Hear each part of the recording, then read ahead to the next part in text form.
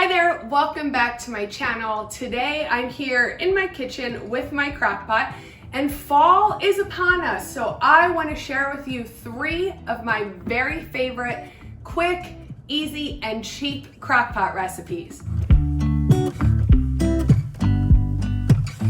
Crock-pot recipes are so great because as a busy mom, it's so nice to just be able to toss a bunch of ingredients in the morning and let it cook throughout the day. If you like using your crock-pot, leave me a comment and let me know your very favorite crock-pot recipe. And if you find this video helpful in some way, I hope you will give it a thumbs up and subscribe to my channel for more videos like this.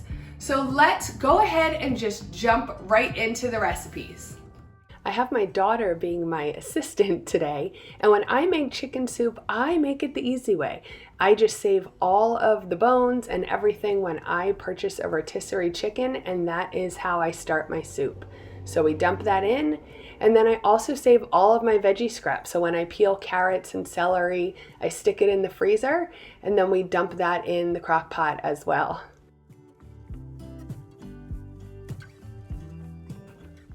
I usually fill up about 3 of my 4-cup measuring cups filled with water, and I just take those and pour them right into the crock pot. Now I will mention, if you like to use a lot of noodles in your soup, I would go ahead and add as much water as possible because the noodles will really soak up the broth once you add them towards the end of the soup. Then we're just going to add some garlic. This is about a half a teaspoon of just crushed garlic.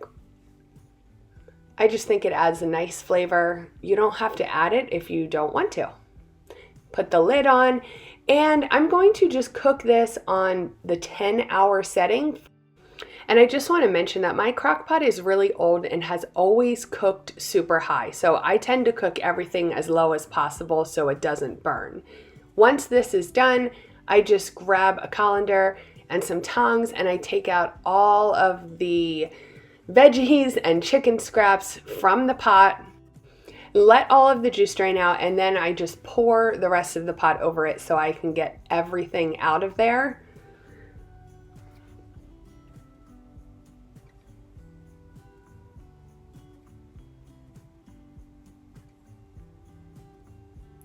Then I just take the crock pot over, rinse it out, and then pour all of the broth back into the crock pot. Now we are going to be ready to add all of our ingredients. The first thing I do is I pick through the chicken scraps and I take any good meat out and put it back into the pot. And as gross as this is, I just really hate wasting anything, so I try to use it all up. Then I cut up whatever carrots and celery I have on hand. I was actually a little low this day. I usually add more than this, and I never measure, unfortunately. I just add as much as looks good to me, and I have a 1/4 of an onion here that is wrapped in cheesecloth because my family doesn't like onions. But if yours does, then I would definitely chop the onion up and put it in your soup. And I had a bag here of some more of the chicken that was picked off of that rotisserie chicken and sat in the freezer. So I just stir everything up, and then I'll put the lid back on and let this simmer for a few hours. Then I grab a bag of regular egg noodles. Mine are just from Walmart, and I usually pour in about half the bag. This is a lot of noodles, but my husband likes it this way because it's a lot more filling for him. And I add salt, pepper, onion powder, and Italian seasoning to taste. Stir it up, put the lid back on for a little while longer, let those noodles cook, and you are finished. So as you could see, this is a super simple recipe, and you use leftover ingredients that you would normally throw out. So it's a great way to use up those scraps instead of wasting them, and it's very filling and perfect for fall. Next, we are going to make a pepper jack tomato soup, and I just start by spraying some Pam on the inside of my crock pot and pouring a big can of diced tomatoes. I like to take this handheld blender and just smush up the diced tomatoes just a little bit. I don't mind some chunks, but I don't like them super chunky. Then we have 2 cans of regular old tomato soup going in with the diced tomatoes. And I will leave these recipes down below in the description box. Again, I'm so bad at measuring things, but I will do my best to list it out for you so you can recreate these at home. I'm just adding about 1.5 cups of milk. This is almond milk. That's what I cook with here, but you can use any milk you prefer. Then I'm taking about half a block of cream cheese and just cutting it into small little cubes and just tossing it right into the crock pot.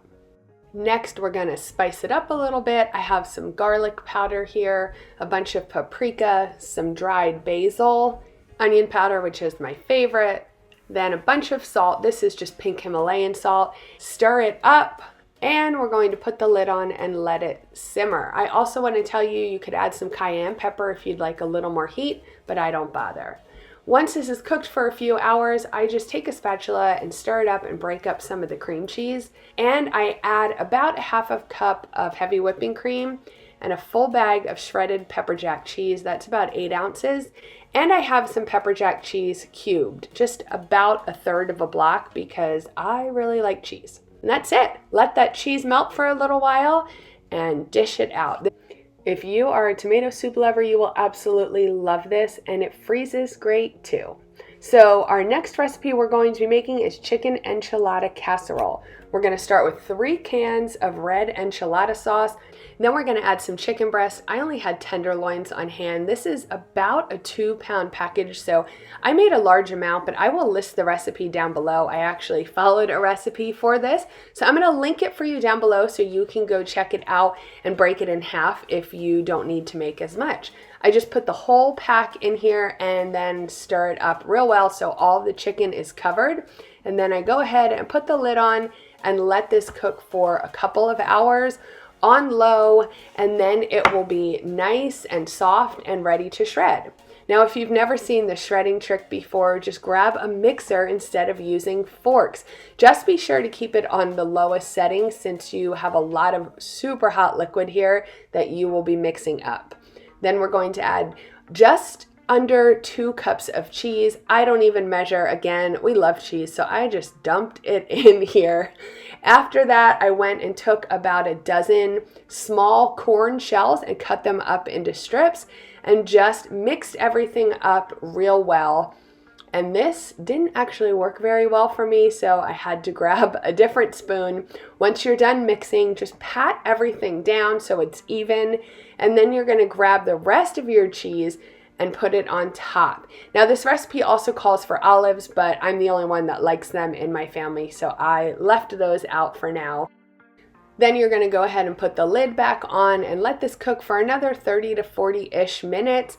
Oops, the camera caught me sneaking a little bite. This was delicious. We went ahead and cooked up a batch of rice and just served ours with plain rice. Would you stay till the morning light, or would you follow me, or would you let it be? If I leave tonight, we could do this right. We'll find the remedy.